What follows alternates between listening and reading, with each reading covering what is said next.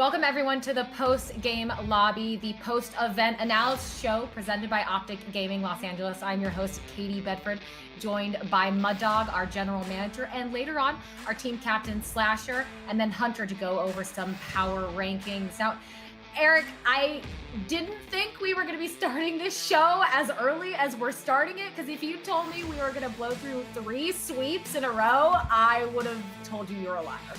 Yeah, I mean, I was not expecting, these matches to be such convincing blowouts like we saw today. Obviously, much quicker day across the board. But did get to see some good Call of Duty. Got some surprising results as well. So I'm excited to talk about those today.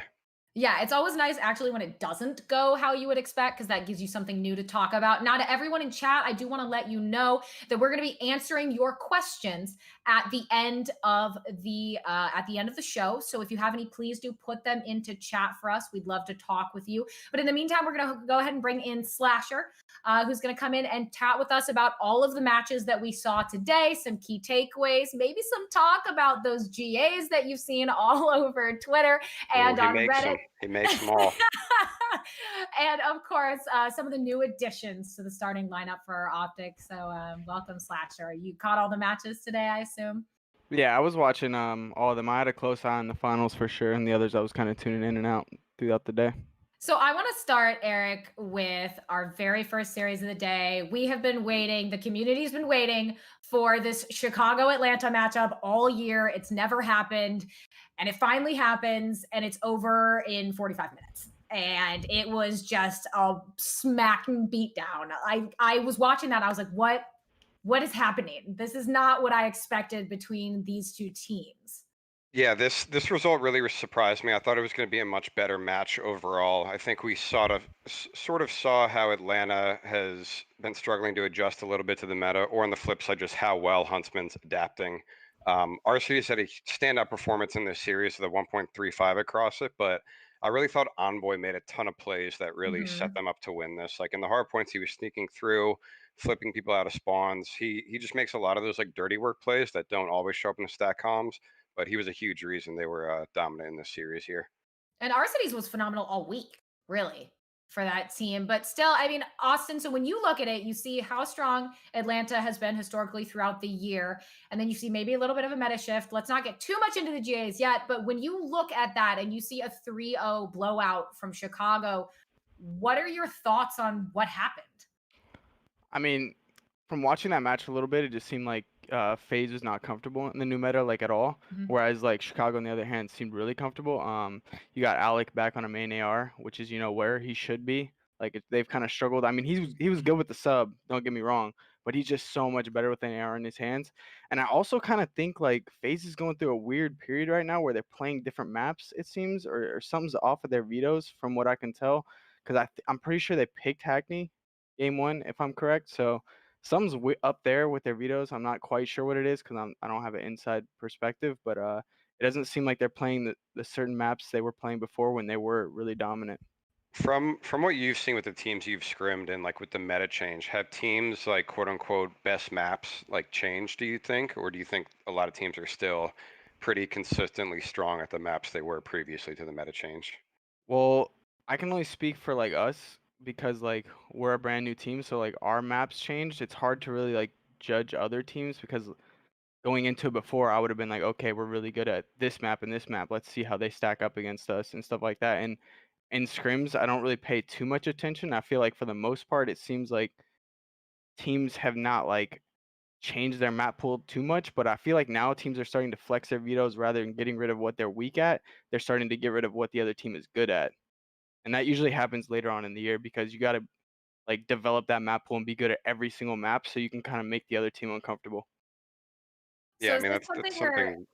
Eric, is this something where you think you see a trend where you have a team like Atlanta that's been hot all year and they're just finally starting to cool off? Like they just can't maintain that momentum for whatever various reason? Or, I mean, do you think it could be the map breakdowns or anything else? Do you think it's just kind of like following Minnesota in this cool off that they've I had for the mean, latter? I think in general, like in Call of Duty, you're gonna see like 6 to 8 week spurts where like a certain team is more dominant than the rest overall.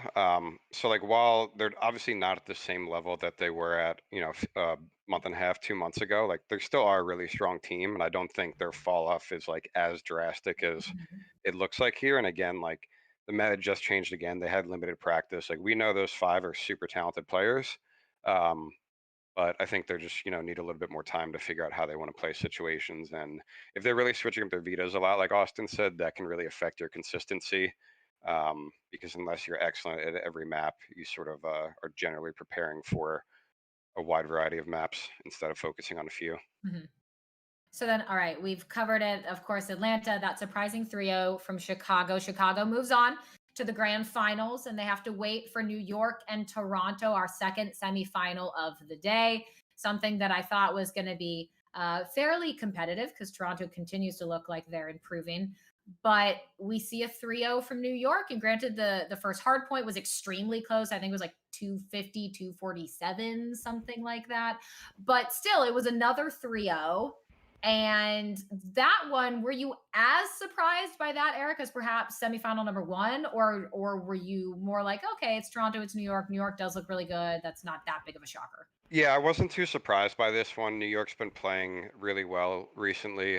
Been getting a lot better and learning the game more, especially with this new AR meta shift that's really enabled Lamar accuracy to play a lot better. And we saw that throughout the series. He had like a 1.3. Actually, in that hard point, Toronto completely choked it. They had full control of the P2 hill, and then they got like one or two more kills and had the other team spawning out secret. And Lamar just like hit through trains, popped the three-piece, and was able to regain control of his hill Mhm. there. In the search, he had a 1v3 to close it down. Like this series was really him, and then Attach like absolutely killed it. It was like 2015 vintage Attach in this one. He had like a 1.5 or 1.6 or something. It was Mhm. absolutely just destroying people all over the map. They really rely a lot on outslaying teams, and they did that in this series, and that's going to lead to a lot of New York wins when they do. Austin, do you think that the meta shift benefited them? See, from scrims, I would have said no. Mhm. Originally, I think they were actually doing poorer in scrims recently than they were before the meta switch. You saw Mac with an AR. I think that was a really recent change, and like literally like a few days ago, maybe they just called and Mhm. like said, "Hey, we're not like doing well with him on a sub. Let's switch into an AR." But I feel like Attach and Zuma really thrived in this new meta change, which you would think it's a lot more AR heavy, but I feel like with the subs, they just outclassed the other subs. I feel like there was more of a skill gap between sub players this event than there was previously when the sub was way more powerful because you had to be way like more aware and just overall more smart on the map with like the engagements you take, the routes you take and stuff like that. And they seemed to, be really comfortable in the meta and both of them played well. So something that I see a lot on Twitter, and you kind of mentioned it a little bit with the outcomes of how people perform in scrims versus how they perform at an actual event. It seems like you see a lot folks basing they expect a direct transfer from if you do well in scrims, you must do well at a tournament or vice versa. So, do you have any insight for folks watching on kind of why there might sometimes be a difference of like, yes, as you said, New York wasn't doing so great in their scrims, but then they can come out to a tournament and take the distance and win. I mean, well, speaking specifically on New York, I think they're just like going through like growing pains of like the new meta and like trying to figure it out and like what worked best for their team. And then it kind of just started clicking very recently or like even during the tournament, maybe. Other teams, I mean, I've been on teams before that had really good scrim records, and then we went to an event and didn't play as well. And then on the vice versa end, we weren't doing well in scrims and just did well in the event. And I mean, that just comes down to sometimes like in practice, you're just working on things. You're not too worried Mhm. about the final score line. You're more so worried about, hey, we've been losing this second hill on this map every single day. I don't care if we lose the map. Let's just win this hill. You know what I mean? So like Yeah. the way you maybe play in practice is not exactly how you're going to play in the match. Script now that's not to say that scrims don't matter at all. They obviously do. For the most part, when teams do well in scrims, they're going to do well in a tournament, but they're not the end all be all. All right. Well, I think then we need to talk about the match, the grand final, of course. New York, the second team, the only other team aside from Atlanta to win their hometown series, to be the hometown team to take it all the way and win. Of course, the likes of Temp, big smile on his face. You could see it in those final cameras after the fact. But another 3-0, and all these 3-0s ended on those Hackney Yard dominations. But right away, Eric, what did you feel? What were your thoughts on watching New York kind of manhandle Chicago a little bit? Obviously, there were a couple of folks, Bristini Scump not having the best series overall, but considering what we had just seen Chicago do to Atlanta, I was kind of surprised by that outcome. Yeah, I mean the hard point was closer than I think you're giving it credit for there. They exactly manhandled there, but just Mac at the end just started to go off. Mhm. Him with the AR has been like a scary thing. They were really able to lock down that last point of Ramaza there. The search, New York just looked a lot more organized overall. They were more coordinated on the map. They were making the plays they needed to win, and then the domination there was just the temp show. I mean, I think he was like Yeah. 24 and 10 at one He had a point. 1.9 KD, I think, something like that. Yeah, absolutely stellar performance out of him, and big congrats to him. It's his first event win.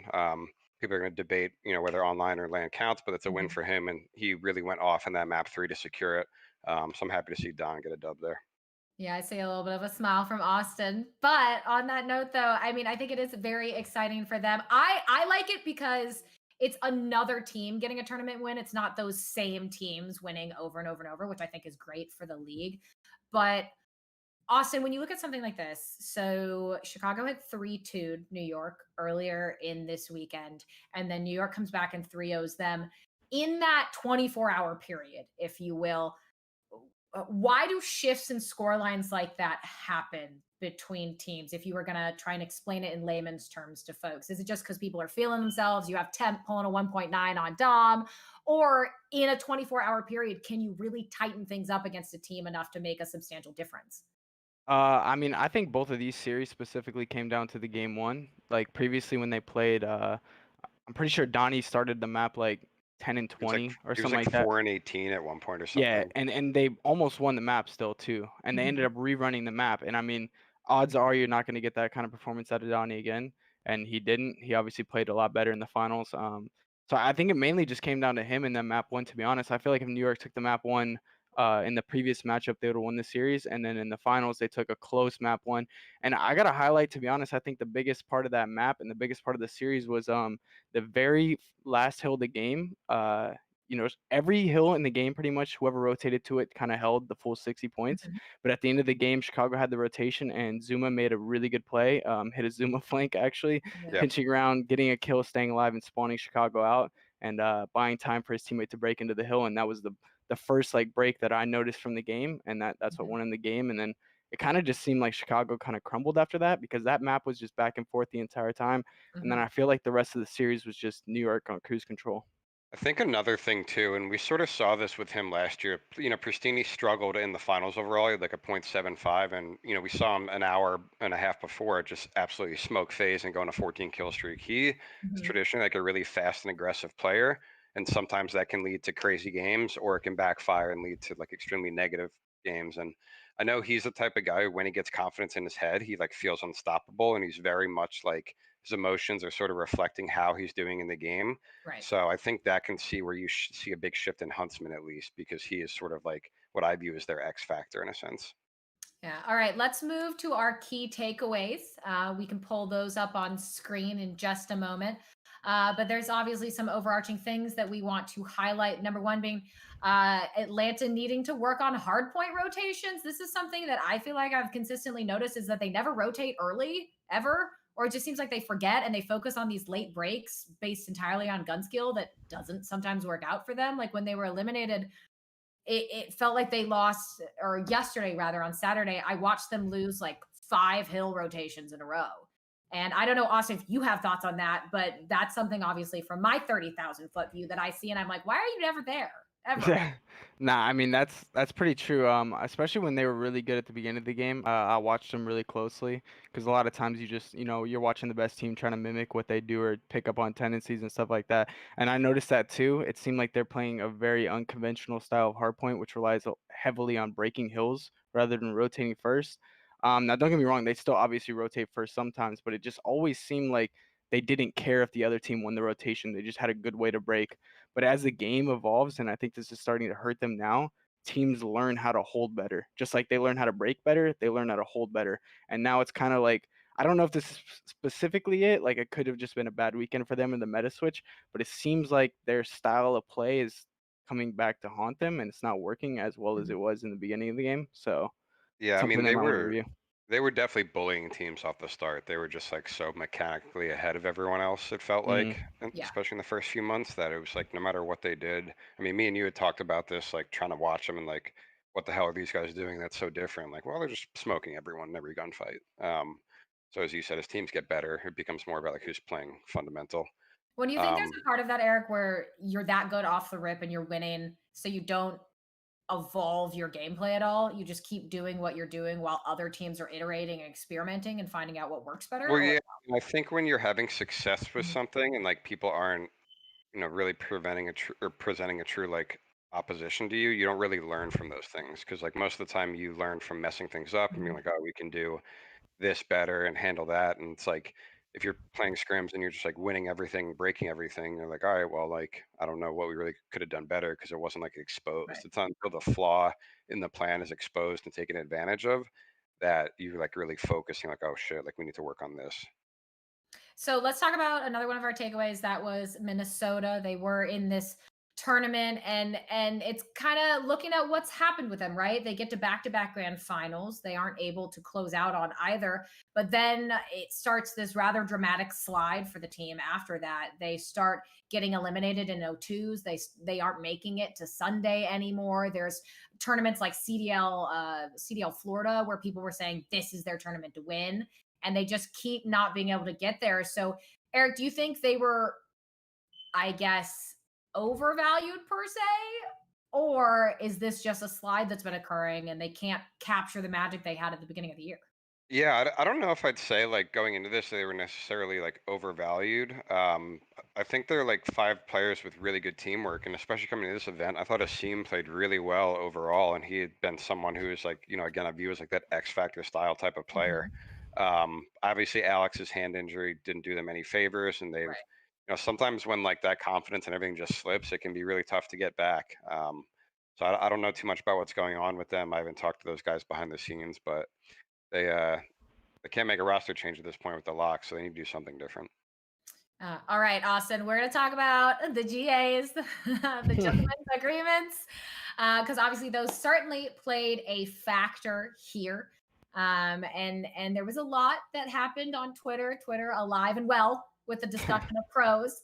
And you were, of course, a part of that. So I think throughout this discussion, if we could bring up some of those tweets, if people are unfamiliar, Austin, could you kind of give us an explainer first about what happened if someone's not totally sure? How, yes. I mean, how do you make the GAs?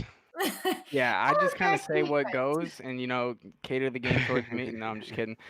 So basically, I mean, we have like a chat with like a representative from each player, or from each team. So one player from each team is in the chat, and every once in a while it'll come up. Something will be brought up. Sometimes it's like something minor, and it never ends up like, nothing ends up developing out of the conversation. But recently, like 10 millimeter was one. This was one that was brought up at the beginning of the game as well. Is honestly when it should have gone.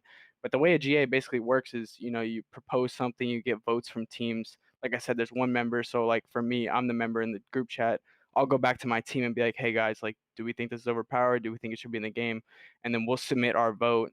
And it takes like 9 or 10 out of 12 teams, usually 9 or more, which is like an Mhm. overwhelming majority. So like a lot of the people, a lot of the fans especially think it's just a few select teams where it's usually not. It's almost every single team most of the time. So yeah. So is it usually this contentious? Um, This I was the mean, spiciest I've seen it get on Twitter with That's what I like was people gonna talking say. about breaking them so and that's things like another rule that. we have is what's in the GA chat stays in the GA chat, but we have a lot of pros who can't follow simple rules. So it always ends up on Twitter, and what you see on Twitter, it's usually even more arguing in the DM chat. Uh, yeah, I mean, I don't know. I think people just thought that we were like going a little too far, especially with the OG ban, Mhm. because they all thought it was just up to a censor clip, where that's not true. There was like multiple other clips of the OG doing crazy things, and I think a big part of why the teams or a lot of teams voted to keep it out as well is because like it's so late in the year, like a meta shift like this, I mean, I believe shouldn't happen. I'm all for new guns coming to the game. I think there should be meta changes throughout the game. I just think this late into the season, we only got like so long until champs, and we got 3 events back to back to back. There isn't a lot of time to practice or adapt. So like, I don't know. All right, and we can take a look on the screen. Of course, a prior tweet from a BZ. Blacklists were thrown out in scrims. Crim, I believe, at some point had some big lengthy thing on Reddit. So I guess, was it particularly spicy, Austin, because maybe those teams were feeling a little upset that those GAs weren't going their way, or was there something else that made it angrier than it might otherwise be?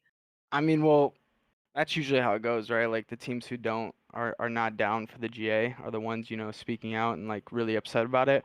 And the whole blacklisting thing, I mean, it's never actually happened, but like that's why we usually like the rule for 9 or 10 teams, that's why that became a thing. Because if there's only 1 or 2 teams who don't agree to the GA, you like you're just kind of out of the scrim loop at that point. Mhm. Nobody's going to play you because you're not down for the most fair rule set or what we deem to be the most competitive. And so you like if you're one of those teams, are you just going to scrim one other team for, a month straight? No, obviously not. So you're kind of forced into agreeing at that point. But like I said, it's not like 2 or 3 teams are forcing it. It's literally like 10 teams and 2 people or 2 different teams are forced to agree at that point. I think it also gets confusing with like, because I 100% agree with you that there shouldn't be like a major change this late in the year. But at the same time, like every time there's a major game balancing update, you sort of have to reevaluate the GAs in a sense because things Mhm. are only going to get GA'd if they rise to like the top 1% of like what we deem as like unfair or just, I'm not wording that correctly, but like violating what we want to see in competitive. But one simple meta change can, even not buffing or nerfing a gun by nerfing or adjusting anything else. And this is in any game, Counter Strike, Right. League, whatever. Like one little change can like have a spider web effect and change how like a bunch of different interactions happen or what weapons are then good at what range. So it's sort of like you always have to be continuously evaluating that each time the game changes massively. And it can be tough for the players to identify those things right away. Like in an ideal world, you play the game before tournaments, you know everything that needs to be GA'd and taken out of there. But like executionally, it doesn't happen that way. It's too hard to identify those things. And on top of Mhm. it, it's like game design and game balance is really tough. And like I think that's tough with any game. Like it's sort of like whack-a-mole. You like mess with one thing, some other issue pops up. Especially in a game like COD, it gets tough with tuning weapons because like you can't just buff like a weapon damage like 5%. Like the only thing that matters when you're buffing a weapon is if it's changing the amount of bullets to kill outside of like actually changing the rate of fire. But like if a gun is buffed 10% damage wise and it still takes 4 bullets versus 5 bullets, like that doesn't do anything. So you have like these much less granular levels to make adjustments. And that's why it's like really tough in COD because things are like usable or like extremely overpowered. And that Mhm. one bullet can be a difference in that sometimes. And yeah, I think another big point he was talking about there is we don't have a really good timeline, especially like with a patch this late. So like the changes that we're implementing, we have maybe like 1 day of scrims or 2 day of scrims, and then at some point it gets to a point where teams just won't agree because they're like, hey, there's a tournament, in a week from now. I want to play with what we practice with, which is totally understandable. So like this patch that came out, we had like very limited time to be like, okay, what changed? What do we need to do? Right. Like stuff like that. And I mean, realistically, the issue with the GAs this time, and I think the reason why they're the most controversial is because of the 10 millimeter, and it did also like change the meta heavily when we got rid of it because you see a lot more ARs. This is something that honestly I believe we should have addressed at the beginning of the game. Like the MP5 was way too like powerful for most of the year. That's why you saw like a 1-4 meta split. Which I mean, I think at 5v5, most people agree that it needs to be like 2 ARs, 3 subs, maybe a flex to a third AR on like one map, like a cave or something like Mhm. that. Whereas like we had 1 AR per team max pretty much except for cave, which is a bit too sub heavy. So I mean, I think it just took us too long to address it, and then now we're here. We don't have much time, and that's why I think you're seeing a little bit more of an AR heavy meta because we didn't have time to address the ARs. All right. Well, we do have another final tweet there from Octane from Seattle Surge, the M4 roll call. But I do want now to discuss something in particular that I know you guys have wanted to learn a lot about. And it's something that I'll actually let Eric take the lead on. But talking about the new lineup for Optic Gaming Los Angeles and how that all came together and your thoughts on it. But Eric, I'll let you take that away.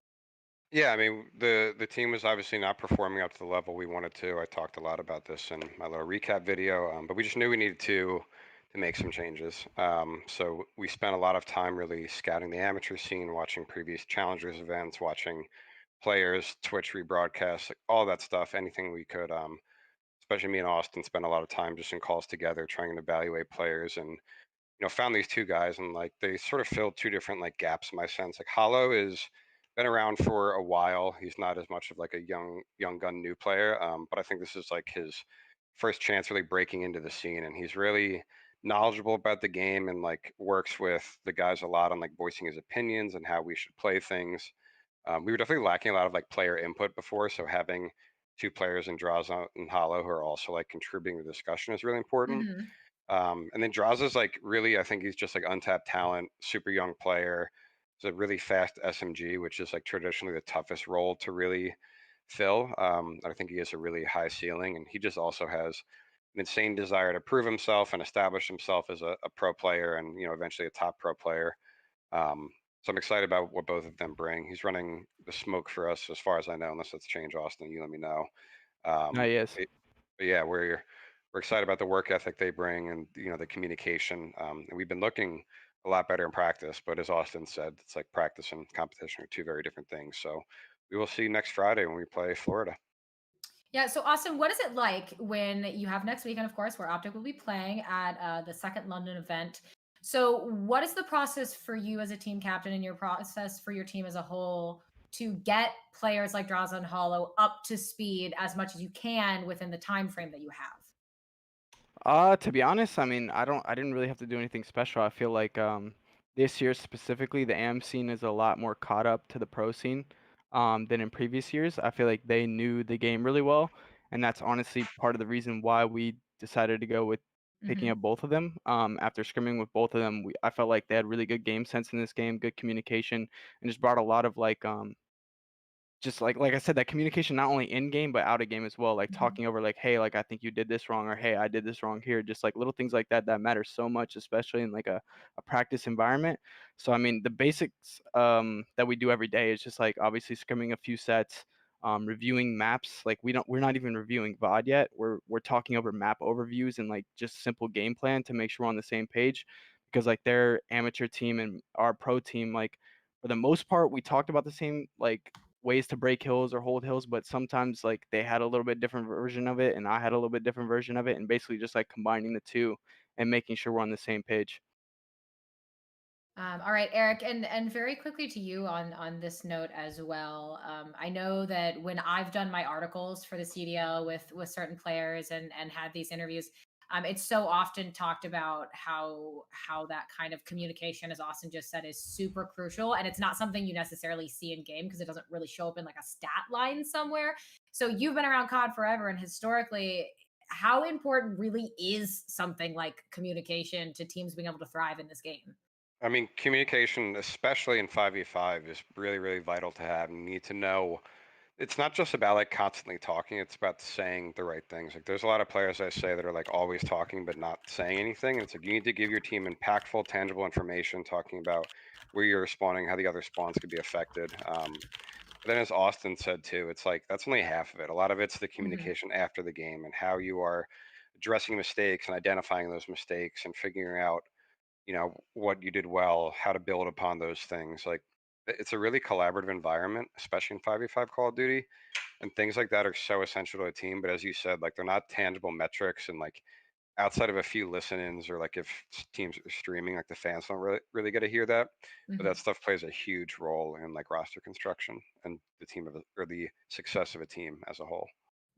All right. Well, Austin, we will let you go now. Thank you so, so much for joining us and talking about everything, the new additions to the team, the GAs, what we saw today in the semifinals of CDL New York. We very much so appreciate it. Best of luck Thank you next guys, take it weekend. easy. Yeah, of course. And now it's time Later, to get Mr. to Litico. our Peace. power rankings section. We're going to go ahead and bring in Hunter, who is going to present what he believes should be the post-game lobby power rankings for all 12 teams of the CDL. So, Hunter, what's up? How are you doing? Hello, hello, hello. How are you doing? I just wanted to say that today was not how I expected at all. Getting all 3-0s. Definitely not in the Chicago game. I thought Chicago was going to go to a game 5, but I was pleasantly surprised. But yeah. So before the weekend started on Friday, I tweeted out that kind of how I was looking at the power rankings. I feel like it was kind of status quo. You know, it was kind of everyone had very similar power rankings, but I wanted to look at 3 teams specifically. I wanted to look at Minnesota, Los Angeles Guerrillas, and Toronto. I felt that those teams had the most potential to move around those power rankings, which I guess technically was right. I guess for the wrong reasons on some. But anyway, I looked into after day 1. Obviously, Toronto looked really strong, taking Paris down 3-1, which was pretty expected. But then Saturday, taking down FaZe in game 5, I think really elevated Toronto for me in the power rankings. Obviously, FaZe has had like 12 game 5 wins, and Toronto was easily able to take down the series. I actually think the search went pretty well in Toronto's favor, so that really moved them up. If you look at the updated power rankings, not sure if those are on stream yet, but I moved Toronto to 7, going up from 10, moving them up 3. I think that's pretty fair for how they performed. Cammy had a really good day 2 in that search and destroy, dropping a 2.13 KD and search, and then obviously taking down FaZe. I think that's that's cause for anyone to jump up the power rankings, especially the place that Toronto was in. But then other teams like LAG had pretty disappointing Saturdays, obviously going 0-3 to Paris, a team that I think even though LA Guerrillas wasn't the most powerful team going into Saturday, everybody kind of expected them to I didn't at expect least win. Paris to 3-0 them. I Right, thought right. maybe there's certainly a world where Paris could win, but I a 3-0, I was like, Yeah. probably not, but okay. That was surprising. I was surprised because like after game 1, it was like, okay, that was pretty close, but you should expect LAG to rally. They did not. They had a pretty close search as well, and then the domination didn't go their way either. So they went 0-2 this weekend, so I dropped them down a bit to 10th, kind of taking Ultra's place. But yeah, and then the teams that really surprised me this week, I mean, Chicago, I think, as Mud Dog explained earlier, they really kind of adapted really well to this meta. I thought, obviously, their S&D was out of this world. I think that their final round count for the Search and Destroy ended up being 28-13 for the entire weekend, and they were, I think, 3-0 before they lost an S&D to New York. So that was really impressive to see. It was great to see them kind of adapting, especially with the 3-0 on Atlanta. So I did end up moving them to 3rd, dethroning Empire. So you haven't actually seen Empire play the new meta, which I'm really curious for. I think they play in the next event, so I'm curious to see how they'll adapt and how they'll do. I know they had some issues with the GAs as well. I think they were one of the first people to pick that up, so excited to see them kind of adapt to this new 3AR meta. Yeah, So, I think looking at this, like my main point of contention would be the Atlanta and the Empire rankings. I'd probably flip both of those teams. I still actually have a ton of confidence in Atlanta, like more than a 4th power ranking would reflect. But I think with just how they've played recently, how strong Empire has looked as a whole, I know they didn't win the last event they played in, but I think we have to give credit where credit's due at that point. These things get really tough when we have teams like Florida and Dallas not playing in this event, and it's tough to see that comparison. But if I had to make one change there, I'd probably flip Dallas and FaZe. I think Really? honestly, I agree with Eric there, because I can't. And 4th obviously doesn't mean you're bad. Clearly not. Atlanta's won 2 events, but when you get 3-0'd in the fashion that you were by Chicago, when you're relying on a 9-2 scoreline of winning your game 4s, they were 9-1 till they lost their game 5. Now they're 9-2. A team that's relying that heavily right now on clutching up game 5s, that's getting 3-0'd. I can't justify them being in that 2nd place spot anymore. So yeah, I would agree with Eric and bump Empire up. And Empire and Chicago, it's almost like a 2-3 toss up. But right now with Atlanta, it just feels like they're regressing somewhat. So I really can't justify that second spot. Yeah, and I think that's a good point. I mean, I would say 2, 3, and 4 are very, very close. I would say they're all kind of interchangeable. Obviously, like the way I kind of saw it is Atlanta's beating Dallas pretty consistently every time they've played. It has gone to a game 5, I think, a few times, but really, I think they're consistently beating them. I do agree that Atlanta is kind of regressing a bit. I don't know if it's because of the meta change or it's just a trend that we've seen. I think, yeah, I mean, I think this is the first event ever we've seen Atlanta lose 2 games.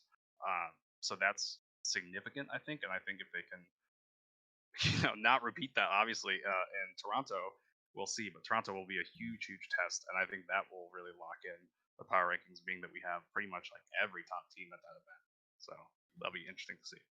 Great. Well, I think we've gone through these power rankings pretty much spot on. We agreed, maybe some flips for 2 and 4, Hunter. But thank you for coming on with these. We're going to be happy to debate them and argue with them going forward for every post-game lobby. But I think now, Hunter, we appreciate it. We are going to continue to move this forward. And Eric and I are going to go ahead and talk about our standout player of the event. And who really shined, who seemed to step things up, who made a huge impact. And Eric, I think we both agreed that Temp for New York, he's been around for a while. He's been striving to get that win, whether or not you consider these to be wins. He's been striving for a long time. People have said, is he ever going to get there? And he finally does. And he had a phenomenal performance. So I feel like we've got to give him kind of that moment of giving him the attention he deserves. Yeah, I definitely want to give him credit where credit's due.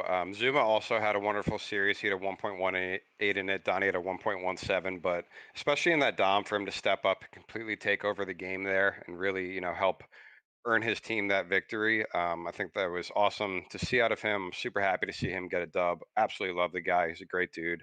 So really excited to see his performance this event. Yeah, absolutely. I mean, just how hard Temps worked and how hard he's wanted it as well. You could see, I mentioned it before, but when it went into those cameras at the final, when they closed it out on Chicago, he had the biggest, he was cheesing. He had the biggest smile on his face. You could tell he had finally got there. And like we said, he had a 1.9 in the domination against Chicago. He absolutely went off. We got to give a shout out, I feel like, to accuracy as well. You mentioned how well he was playing before, Eric, but he had a great series. Yeah. And accuracy is someone we don't necessarily talk about a ton either, so both of them really shined, I think, for New York, particularly when we usually just talk about Mac at this point. Accuracy is also one of those players that brings a lot of the intangibles and the communication to a team that players don't see. Like, we joke around and call him the general because he's like so on his teammates about doing things the right way and having the right work ethic, and he's very much a mirror slasher in that sense. So he's a great person to have on your team. And congrats to Lamar as well there and the whole New York squad. Yeah, for sure. And like I said, it's great to see the competition rising to the point that more teams are winning for the very first time. But I think now we're going to get into our final section.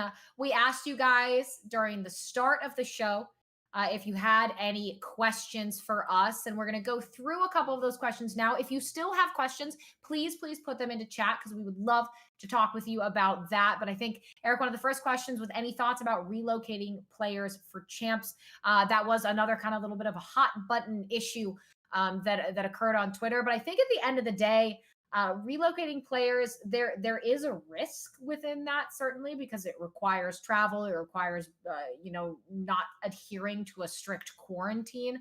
But as a GM, Eric, I'd love to know your thoughts on that. If that's something you want to talk about, or if it's something that we're just kind of going to decide what's best for the teams when we get to that point.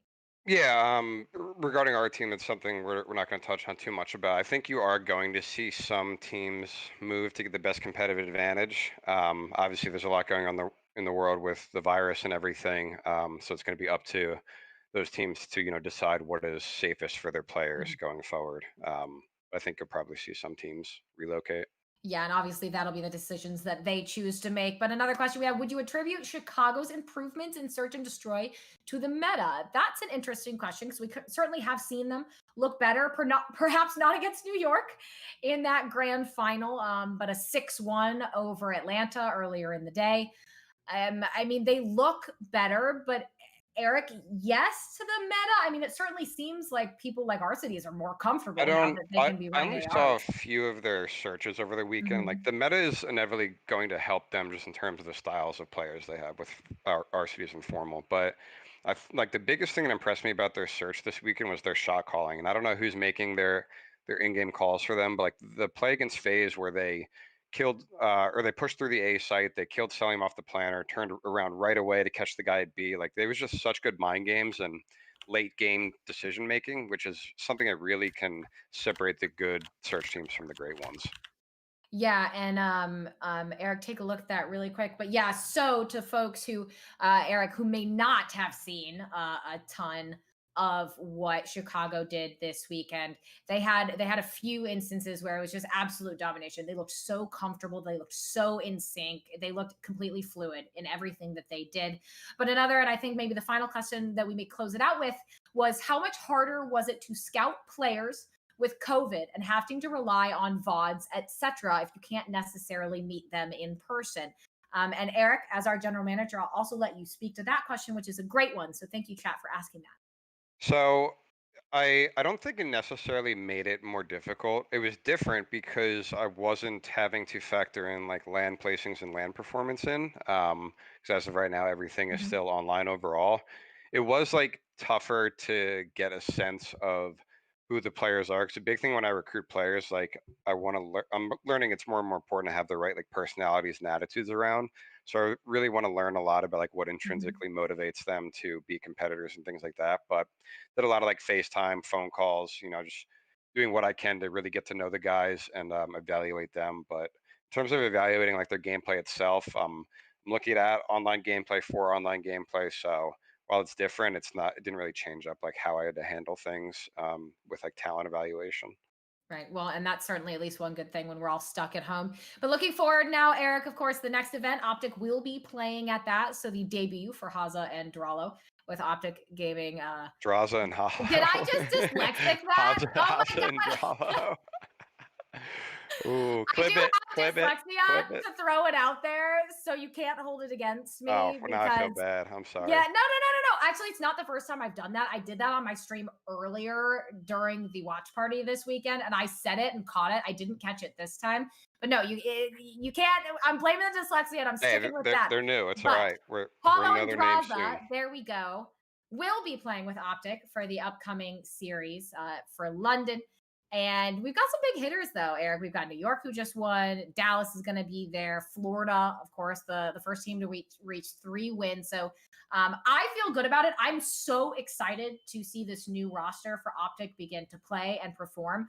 But I want to know how you feel about it. And also, as my fire alarm might start going off, how do you feel about this upcoming tournament and these Yeah, I events? mean, I'm super excited to see the team play. They've been doing really well in scrims, so hopefully they can carry that over to tournament play. Playing against Florida is a really tough first match with them. I Mhm. think they're the best team in the game at the moment. But at the same time, if we can come out hot and beat them, I think the guys will have a ton of confidence that they Yeah. can beat anyone. So I think it could be, sort of a blessing. That's our first match, assuming it goes well. Yeah, well, I am certain that it will, but that'll be enough for us, folks, for our debut of the post game lobby. This is something that we will be doing after every single event and a show that we will continue to do for you guys going into the postseason once everything wraps up after champs. If you have any suggestions, if you have anything you'd love to see, people you would love to see come on with us, topics you'd like discussed, please do tweet at us or otherwise let us know because we are certainly always listening. We'd love to hear your input. But as your host and with Mud Dog, our general manager, joining me, I just want to say thank you very much for joining us for the show. Once again, this is Optic Gaming Los Angeles's post game lobby, and we will see you for the second episode next week after Optic plays with the new lineup and after we get through CDL London. So thank you. We hope you have a wonderful rest of your Sunday, and we will catch you in a week.